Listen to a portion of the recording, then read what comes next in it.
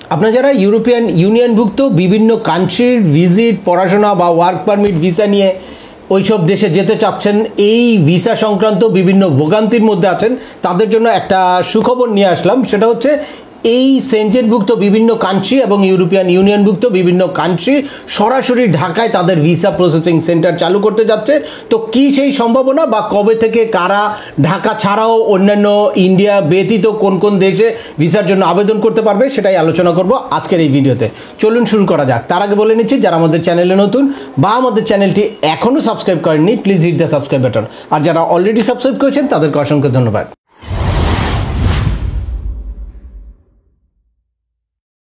Business tips 360 চ্যানেলের পক্ষ থেকে আপনাদের সবাইকে স্বাগত জানাই। আমি সিএম আমিনুল বাহার। আমাদের এই চ্যানেলে বিশ্বের বিভিন্ন দেশের শ্রমবাজার, পড়াশোনা, ভিজিট এবং মাইগ্রেশন সংক্রান্ত বেশ কিছু আপডেটেড ইনফরমেশন আছে। আপনারা যারা যেই টপিকস ইন্টারেস্টেড, দয়া করে ওই রিলেটেড সকল ভিডিওগুলো দেখবেন।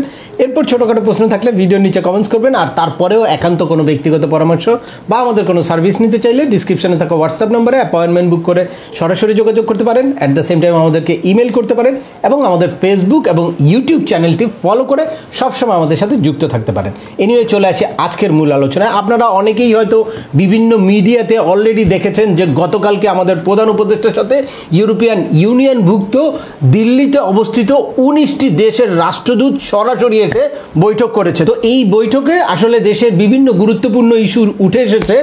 এর মধ্যে দেশের অর্থনৈতিক অচল অবস্থা বা ব্যাংক বিমা এগুলো নিয়ে কি করা যায়, অ্যাট দ্য সেম টাইম মানবাধিকার লঙ্ঘন নিয়ে কিভাবে এই সরকার কাজ করতে চাচ্ছে বা প্রিভিয়াস গভর্নমেন্টের বিভিন্ন অপরাধের বিচার কিভাবে করবে, এগুলো নিয়ে তো আলোচনা হয়েছেই। তার পাশাপাশি আপনাদের জন্য যেটা আশার সংবাদ সেটা হচ্ছে ইউরোপিয়ান ইউনিয়নভুক্ত সকল দেশের যেই দূতাবাস দিল্লিতে আছে সেটাকে ঢাকায় স্থানান্তরের জন্য অনুরোধ জানিয়েছে প্রধান উপদেষ্টা স্বয়ং। এর আগে পররাষ্ট্র মন্ত্রণালয় থেকে বিভিন্ন রকম কর্মসূচি হাতে নিয়েছে, বিভিন্ন রকম উদ্যোগ নিয়ে বিভিন্ন জনের সাথে সেপারেটলি মিটিং চালিয়ে যাচ্ছে, কিন্তু প্রধান উপদেষ্টা সরাসরি তাদেরকে ঢাকায় তাদের দূতাবাসগুলো নিয়ে আসার জন্য অনুরোধ করেছে এবং সব ধরনের সাপোর্ট দেওয়ার আশ্বাস দিয়েছে। আর ঢাকায় না আসতে পারলেও দিল্লি ছাড়া অন্যত্র যে কোনো জায়গায়, থার্ড যে কোনো কান্ট্রিতে এই ভিসা কেন্দ্রগুলো চালু করার কথা জানিয়েছে। তাই আমরা আশা করছি যারা দীর্ঘদিন ধরে আসলে দিল্লিতে যাওয়া নিয়ে ভোগান্তিতে আছেন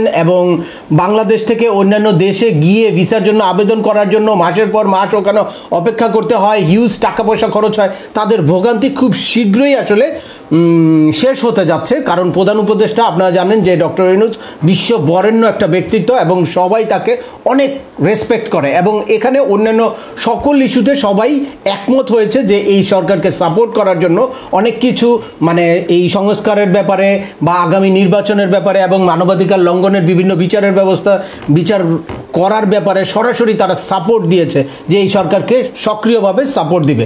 আর এই ব্যাপারে এখনও স্পেসিফিক কোনো কথা বলে নেই। তো আমরা আশা করছি যে খুব শীঘ্রই এটার একটা অ্যাকশন হবে, কারণ যেহেতু প্রধান উপদেষ্টা সরাসরি নিজে বলেছে। অলরেডি পররাষ্ট্র মন্ত্রণালয়ের উদ্যোগে যেই কর্মসূচি হাতে নিয়ে বিভিন্ন দূতাবাসে যোগাযোগ করা হচ্ছে, তারই ধারাবাহিকতায় রোমানিয়ার দিল্লিতে যেই এমবেসি আছে, যেহেতু বাংলাদেশ থেকে দিল্লিতে যেতে পারছে না, একটা জটিলতা আছে ভারতের ভিসার ব্যাপারে, তো সে কারণে অলরেডি রোমানিয়া নির্দেশ দিয়েছে যে থাইল্যান্ড এবং ভিয়েতনামে বাংলাদেশি পাসপোর্ট হোল্ডাররা গিয়ে তাদের পাসপোর্ট জমা দিতে পারবে।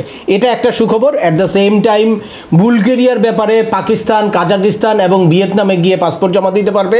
এর বাইরে মেক্সিকো কিছুদিন আগেই জানিয়েছে যে এশিয়ান প্যাসিফিক অঞ্চলে যে কোনো এমবেসিতে গিয়ে তা বাংলাদেশিরা পাসপোর্ট জমা দিতে পারবে।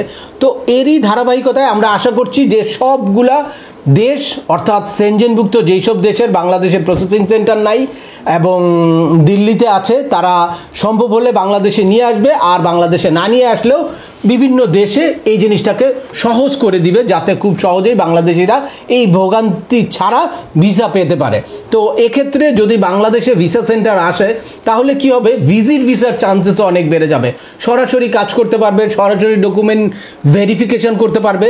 সেক্ষেত্রে ভিজিট ভিসার চান্স যেরকম বাড়বে, স্টুডেন্ট ওয়ার্ক পারমিট সেগুলোর চান্সও অনেক বেড়ে যাবে এবং ভিসার প্রক্রিয়াটা সহজ হবে। আজকের ভিডিওটা আর দীর্ঘায়িত করছি না। আশা করি এই ভিডিও থেকে আপনারা ইউরোপিয়ান ইউনিয়ন বা সেনজেনভুক্ত দেশের ভিসা প্রক্রিয়া সহজ হওয়ার ব্যাপারে যেই সম্ভাবনা দাঁড়িয়েছে সেটা সম্পর্কে একদম ক্লিয়ার একটা ধারণা পেয়েছেন।